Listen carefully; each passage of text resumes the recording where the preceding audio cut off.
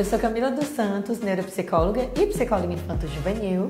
Eu sou Manuela Baima, psicóloga infanto-juvenil e especialista em terapia cognitivo-comportamental para crianças e adolescentes.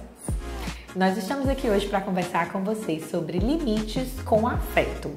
Como saber que eu estou no caminho certo na educação da minha criança.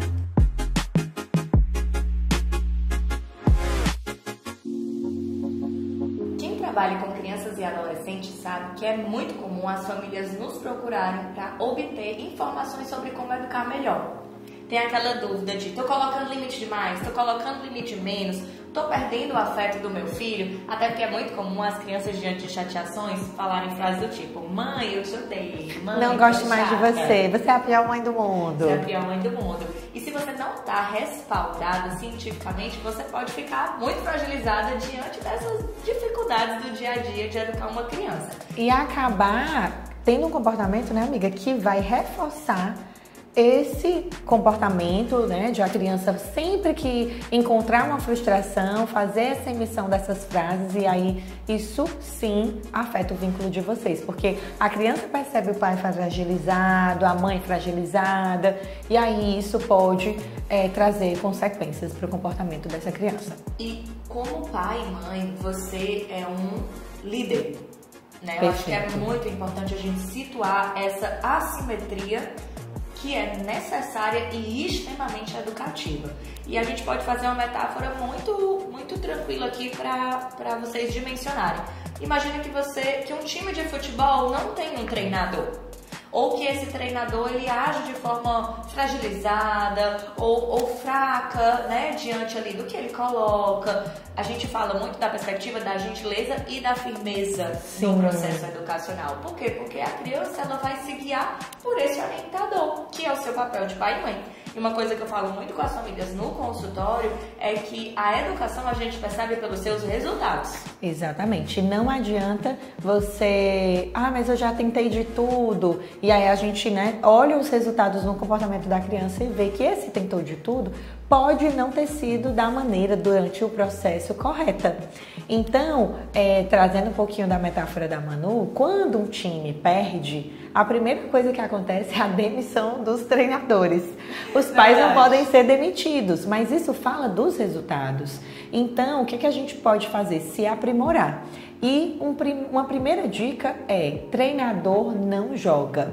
Muitas vezes, quando você está nesse processo de educar a criança, você vai retirando as possibilidades por um excesso de proteção ou porque você quer orientar demais, e aí você tira a oportunidade de essa criança se desenvolver, ter uma autonomia.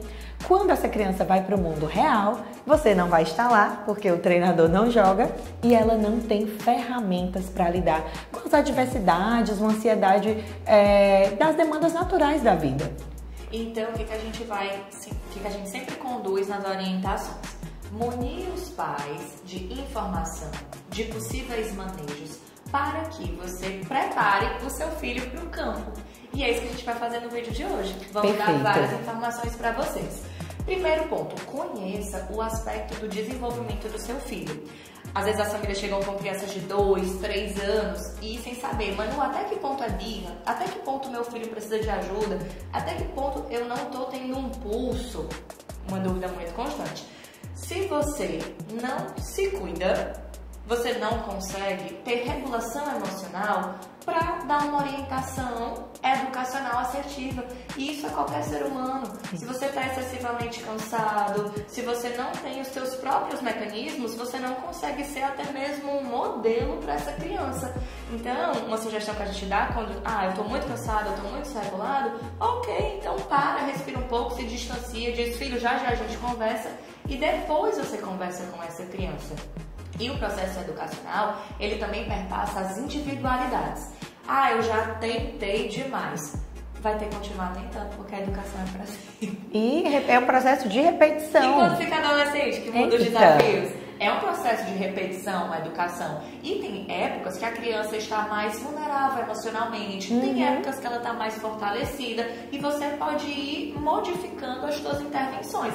Então, por exemplo, vamos desmistificar até alguns conceitos científicos que os pais às vezes têm dúvida. Isso. Então, por exemplo, o reforçamento positivo, que é a criança obter algo que não necessariamente é um objeto, um objeto, não. O reforçamento positivo é um conceito extremamente válido. Vou dar um exemplo de nós adultos. A gente não trabalha para ter o nosso dinheiro? Isso, ou para ter dinheiro. um reconhecimento de carreira? Perfeito. Tudo isso é um reforço. Tudo isso são reforçadores. Você também pode trabalhar com reforçadores, porque os pais têm muita dúvida de, eu tô fazendo muita barganha com meu filho. Calma, aí você tem que aprender o momento de fazer isso. Normalmente você faz acordos de comportamentos que a criança poderia realizar. Então, por exemplo, organizar o quarto, brincar com o irmão de forma harmônica, de forma tranquila, chegar nos horários corretos das atividades. Então, e os combinados são importantes porque as crianças elas entendem melhor as consequências do que as razões. Nessa perspectiva, muitas vezes os pais dizem, não quero barganhar porque eu quero que ele entenda que machucar dói. Mas a gente tem todo um cérebro que está em desenvolvimento em que não tem o controle dos impulsos. Então, ela não vai ali agir, não vou bater na minha irmã porque machuca, e ter todo esse entendimento que é mais subjetivo, que é mais abstrato. Também nessa perspectiva, como a Manu falou, é importante entender tanto as individualidades, né? Tem criança que vai ter um perfil mais externalizante, outra mais internalizante, e também compreender essa formação. O que é esperado para aquele corpinho, o quanto que aquela criança tem a capacidade de inibir, a vontade de bater. Nós adultos temos até hoje, quando a gente tem uma raiva, raiva no trânsito. Isso, todo mundo vira bicho. Quando entra num carro que alguém te corta, muitas vezes a gente não consegue inibir o impulso de xingar a pessoa, que é algo completamente irracional. Mas a gente usa esse esquema de reforçadores para poder ensinar as crianças tanto quanto as consequências, quanto as razões. Exatamente. E normalmente na educação nós trabalhamos mais com reforçadores, então incentivar a criança é a cereja do bolo do que as consequências no sentido de retirar algo. Normalmente, 3 pontos principais vão limitar a liberdade de uma criança. Quais são? Quando ela fere os outros, quando ela fere a si mesma e quando ela fere o ambiente. Então, você pode partir desses pressupostos para entender o que seriam comportamentos mais graves. Perfeito. Que podem resultar na retirada de algo. E aí entra aqui um ponto muito importante. Às vezes as famílias acreditam que precisa levar para o extremo. Tira tudo, corta tudo, não sei quantos dias sem televisão, sem futebol. Calma.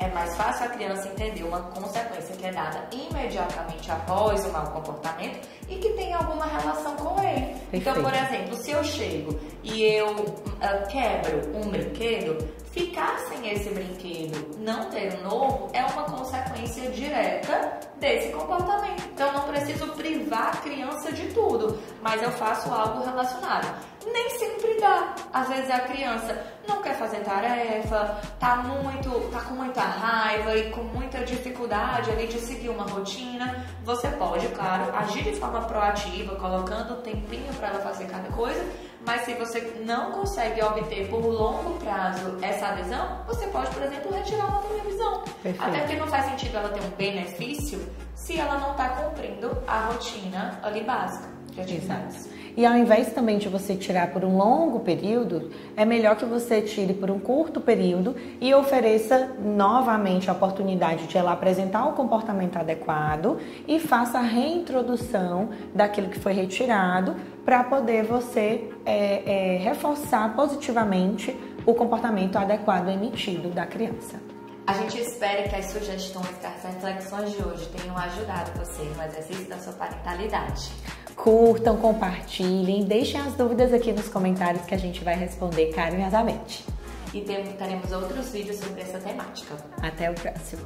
Tchau!